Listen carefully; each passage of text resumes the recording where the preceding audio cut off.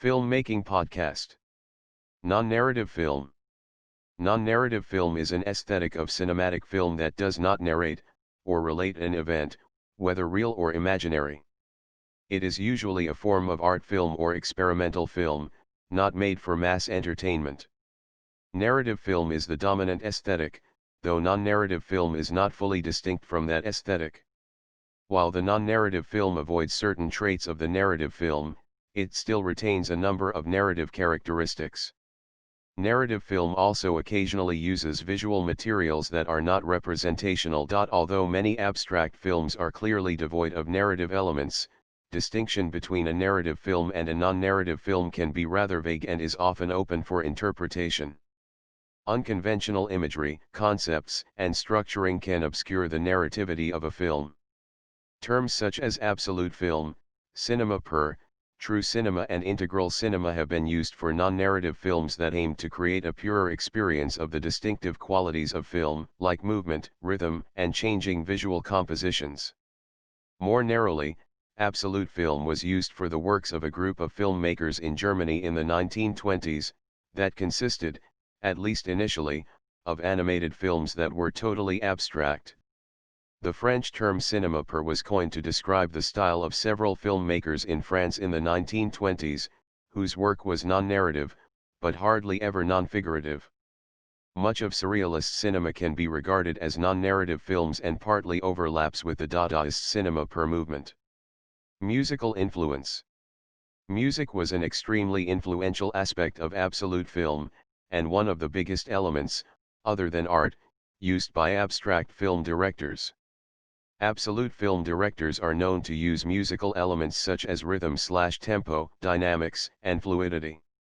These directors sought to use this to add a sense of motion and harmony to the images in their films that was new to cinema, and was intended to leave audiences in awe. In her article Visual Music, Maura McDonnell compared these films to musical compositions due to their careful articulation of timing and dynamics. The history of abstract film often overlaps with the concerns and history of visual music. Some films are very similar to electronic music visualization, especially when electronic devices, for instance oscilloscopes, were used to generate a type of motion graphics in relation to music, except that the images in these films are not generated in real time. Abstract film. Abstract film or absolute film is a subgenre of experimental film and a form of abstract art. Abstract films are non-narrative, contain no acting and do not attempt to reference reality or concrete subjects. They rely on the unique qualities of motion, rhythm, light, and composition inherent in the technical medium of cinema to create emotional experiences. Many abstract films have been made with animation techniques. The distinction between animation and other techniques can be rather unclear in some films, for instance when moving objects could either be animated with stop-motion techniques, recorded during their actual movement, or appear to move due to being filmed against a neutral background with a moving camera. History. Abstract animation before cinema. A number of devices can be regarded as early media for abstract animation or visual music, including color organs, Chinese fireworks, the kaleidoscope, musical fountains, and special animated slides for the magic lantern, like the chromatrope. Some of the earliest animation designs for stroboscopic devices, like the phenakistoscopy and the zoetrope, were abstract, including one Fontoscope disc by inventor Joseph Plateau and many of Simon Stampfer's Stroboskopische Scheiben, 1833. 1910s, earliest examples.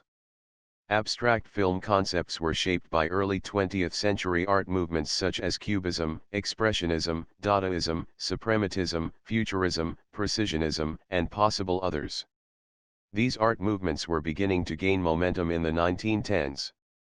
Italian futurists Arnaldo Gina and his brother Bruno Cora made hand-painted films between 1910 and 1912 that are now lost to 8. In 1916 they published the Futurist Cinema Manifesto together with Giacomo Balla, Filippo Tommaso Marinetti, Remo Kitti, and Emilio Settimelli. They proposed a cinema that being essentially visual, must above all fulfill the evolution of painting, detach itself from reality, from photography, from the graceful and solemn. It must become anti-graceful, deforming, impressionistic, synthetic, dynamic, free-wording. The most varied elements will enter into the futurist film as expressive means, from the slice of life to the streak of color, from the conventional line to words in freedom, from chromatic and plastic music to the music of objects. In other words, it will be painting, architecture, sculpture, words in freedom, music of colors, lines and forms, a jumble of objects and reality thrown together at random. Among the proposed methods were cinematic musical researches, daily exercises in freeing ourselves from mere photographed logic and linear, plastic, chromatic equivalences, etc., of men, women, events, thoughts, music, feelings, weights, smells, noises. With white lines on black we shall show the inner, physical rhythm of a husband who discovers his wife in adultery and chases the lover, rhythm of soul and rhythm of legs. 9. About a month later the short film Vita Futurista was released, directed by Gina Ten in collaboration with Cora, Balla, and Marinetti. Only a few frames of the film remain and little else of any futurist cinema work seems to have been made or preserved. Around 1911 Hans Lorenz Stoltenberg also experimented with direct animation, rhythmically piecing together tinted film in different colors. He published a leaflet about it and claimed that many people growing up with the hand-colored films of Georges Méliès and Ferdinand Zecca would try their hand on painting on film at that time. In 1913 Leopold Servage created his Rhythms Colores, over 100 abstract ink wash/watercolor drawings that he wanted to turn into a film. Unable to raise the funds, the film was not realized and Servage only exhibited the pictures separately. Mary Hollock Greenwald used templates and aerosol sprays to create repeating geometrical patterns on hand-painted films. These extant films were probably made around 1916 for her Saraybet color organ, for which she filed 11 patents between 1919 and 1926. The films were not projected, but one viewer at a time could look down into the machine at the film itself. The Saraybet was first publicly demonstrated at John Wanamaker's New York department store in 1922. 1920s, the absolute film movement. Some of the earliest abstract motion pictures known to survive are those produced by a group of artists working in Germany in the early 1920s, Walter Ruttmann, Hans Richter, Viking Egling and Oskar Fischinger. Absolute film pioneers sought to create short-length and breathtaking films with different approaches to abstraction in motion, as an analog to music, or as the creation of an absolute language of form, a desire common to early abstract art. Ruttmann wrote of his film work as painting in time. Absolute filmmakers used rudimentary handicraft techniques and language in their short motion pictures that refuted the reproduction of the natural world, instead, focusing on light and form in the dimension of time, impossible to represent in static visual arts. Viking Egling came from a family of musicians and analyzed the elements of painting by reducing it into his general basstermolere, a catalogue of typological elements, from which he would create new orchestrations.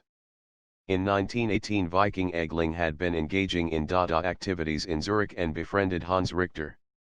According to Richter, absolute film originated in the scroll sketches that Viking Egling made in 1917-1918. On paper rolls up to 15 meters long, Egling would draw sketches of variations of small graphic designs, in such a way that a viewer could follow the changes in the designs when looking at the scroll from beginning to end.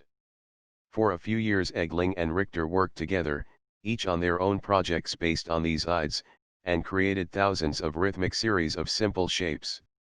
In 1920 they started working on film versions of their work. Walter Ruttmann, trained as a musician and painter, gave up painting to devote himself to film. He made his earliest films by painting frames on glass in combination with cutouts and elaborate tinting and hand coloring. His Lichtspiel, Opus I was first screened in March 1921 in Frankfurt.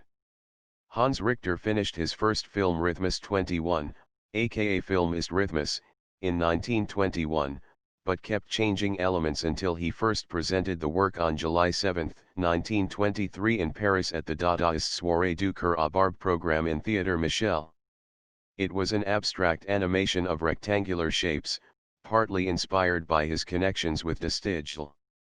Founder Theo van Doesburg had visited Richter and Egling in December 1920 and reported on their film works in his magazine De Stijl in May and July 1921. Rhythmus 23 and the colorful Rhythmus 25 followed similar principles, with noticeable suprematist influence of Casimir Malevic's work. Rhythmus 25 is considered lost. Egling debuted his horizontal vertical orchestra in 1923. The film is now considered lost.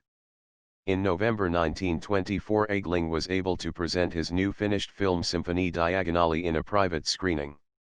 On May 3, 1925 the Sunday matinee program Der Absolute Film took place in the Ufa-Palast Theater at the Kurfürstendamm in Berlin. Its 900 seats soon sold out and the program was repeated a week later. Egeling's Symphonie Diagonale, Richter's Rhythmus 21 and Rhythmus 23, Walter Ruttmann's Opus 2, Opus 3, and Opus 4 were all shown publicly for the first time in Germany, along with the two French Dadaist cinema per films Ballet Mécanique and René Clair's Entr'acte, and Ludwig Hirschfeld-Mack's performance with a type of color organ. Egling happened to die a few days later. Oskar Fischinger met Walter Ruttmann at rehearsals for screenings of Opus I with live music in Frankfurt. In 1921 he started experimenting with abstract animation in wax and clay and with colored liquids. He used such early material in 1926 in multiple projection performances for Alexander Laszlo's Color Light Music concerts. That same year he released his first abstract animations and would continue with a few dozens of short films over the years. The Nazis' censorship against so-called degenerate art prevented the German abstract animation movement from developing after 1933. Other artists in the 1920s. Mieczysław Zaczyka also attempted to create abstract films, but seems never to have realized his plans. Some designs were published in 1924 in the avant-garde magazine Block as 5 moments of an abstract film. In 1926 Dadaist Marcel Duchamp released Anemic Cinema, filmed in collaboration with Man Ray and Marc Allegret. It showed early versions of his roto-reliefs, discs that seemed to show an abstract 3D moving image when rotating on a phonograph. In 1927 Casimir Malevich had created a 3-page scenario in manuscript with explanatory color drawings for an artistic scientific film entitled Art and the Problems of Architecture, The Emergence of a New Plastic System of Architecture, an instructional film about the theory, origin, and evolution of suprematism. Initially there were plans to have the film animated in a Soviet studio, but Malevich took it along on a trip to Berlin and ended up leaving it for Hans Richter after the two had met. The style and colorfulness of Rhythmus 25 had convinced Malevich that Richter should direct the film.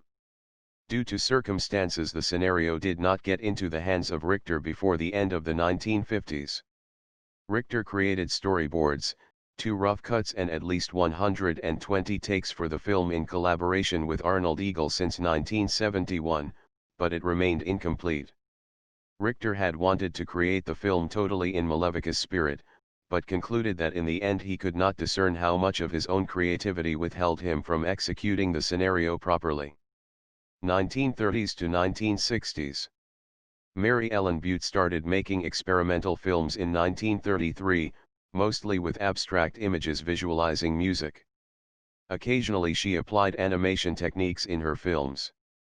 Len Lye made the first publicly released direct animation entitled A Color Box in 1935. The colorful production was commissioned to promote the General Post Office. Oskar Fischinger moved to Hollywood in 1936 when he had a lucrative agreement to work for Paramount Pictures. A first film, eventually entitled Allegretto, was planned for inclusion in the musical comedy The Big Broadcast of 1937.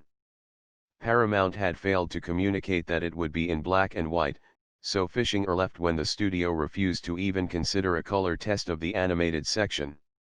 He then created an optical poem, 1937, for MGM, but received no profits because of the way the studio's bookkeeping system worked. Walt Disney had seen Lies a Color Box and became interested in producing abstract animation. A first result was the Toccata and Fugue in D minor section in the concert film Fantasia, 1940. He hired Oscar Fischinger to collaborate with effects animator Cy Young, but rejected and altered much of their designs, causing Fischinger to leave without credit before the piece was completed. Fischinger's two commissions from the Museum of Non-Objective Painting did not really allow him the creative freedom that he desired. Frustrated with all the trouble with filmmaking he experienced in America, Fischinger did not make many films afterwards. Apart from some commercials, the only exception was Motion Painting No. 1, 1947, which won the Grand Prix at the Brussels International Experimental Film Competition in 1949. Norman McLaren, having carefully studied Lies a Color Box, founded the National Film Board of Canada's animation unit in 1941. Direct animation was seen as a way to deviate from cell animation and thus a way to stand out from the many American productions. McLaren's direct animations for NFB include Boogie Doodle, 1941, Hen Hop, 1942, Comet 26 Begone Dull Care, 1949, and Blinkety Blank, 1955. Harry Everett Smith created several direct films, initially by hand-painting abstract animations on celluloid. His early abstractions was compiled around 1964 and contains early works that may have been created since 1939, 1941, or 1946 until 1952, 1956 or 1957. Smith was not very concerned about keeping documentation about his oeuvre and frequently re-edited his works. Cinéma pur. Cinéma pur, French for pure cinema, was an avant-garde film movement of French filmmakers, who wanted to return the medium to its elemental origins of vision and movement. It declares cinema to be its own independent art form that should not borrow from literature or stage. As such, pure cinema is made up of non-story, non-character films that convey abstract emotional experiences through unique cinematic devices such as camera movement and camera angles, close ups, dolly shots, lens distortions, sound-visual relationships, split-screen imagery, superimpositions, time-lapse photography, slow motion, trick shots, stop action, montage, the Kuleshov effect, flexible montage of time and space, rhythm through exact repetition or dynamic cutting and visual composition. Cinéma pur started around the same period with the same goals as the absolute film movement and both mainly concerned Dadaists. Although the terms have been used interchangeably, or to differentiate between the German and the French filmmakers, a very noticeable difference is that very few of the French cinéma pur films were totally non-figurative or contained traditional, drawn, animation, instead mainly using radical types of cinematography, special effects, editing, visual effects and occasionally some stop motion. History. The cinéma pur film movement included Dada artists, such as Man Ray, René Clair, and Marcel Duchamp.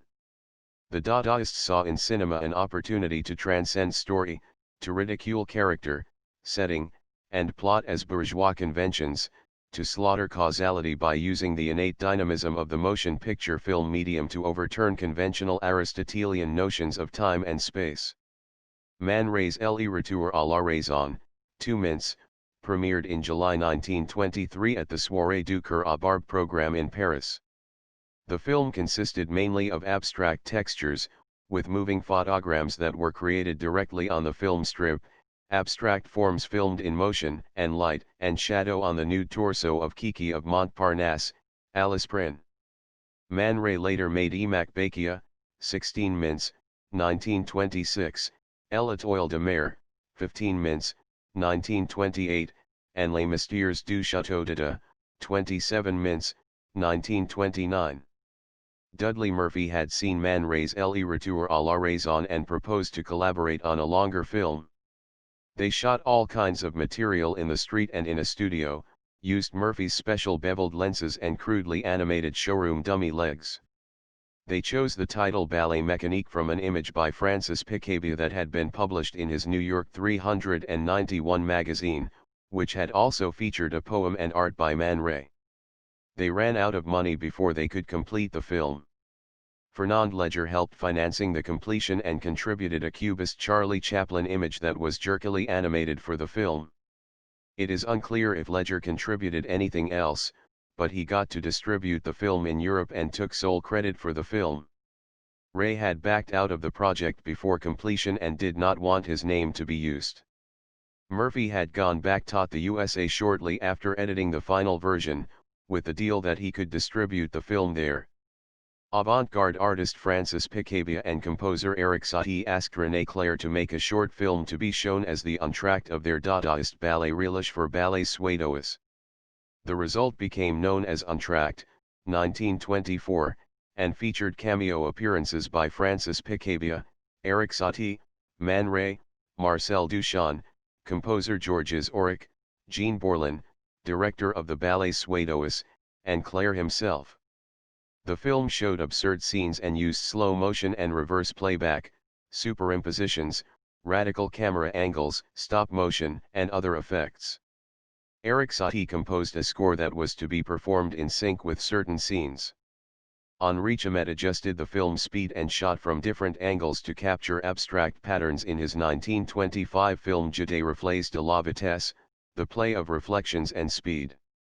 His 1926 film 5 minutes du cinéma per, 5 minutes of pure cinema, reflected a more minimal, formal style. The movement also encompasses the work of the feminist critic/cinematic filmmaker Germaine Dulac, particularly theme Et Variations, 1928, Disc 957, 1928, and Cinegraphic Study of an Arabesque. In these, as well as in her theoretical writing, Dulac's goal was pure cinema, free from any influence from literature, the stage, or even the other visual arts. The style of the French cinema per artists probably had a strong influence on newer works by Ruttmann and Richter, which would no longer be totally abstract. Richter's Vormittagsgespuck, Ghosts Before Breakfast, 1928, features some stop motion, but mostly shows live-action material with cinematographic effects and visual tricks.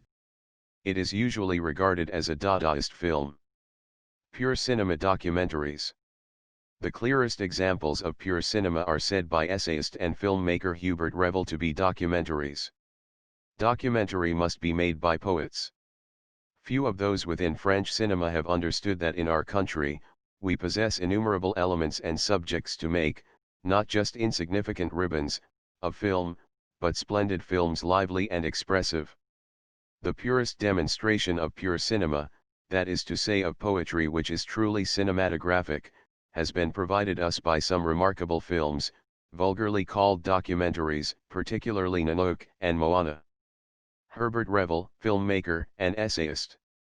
According to Timothy Corrigan in The Film Experience, non-narrative film is distinct from non-fiction film, though both forms may overlap in documentary films.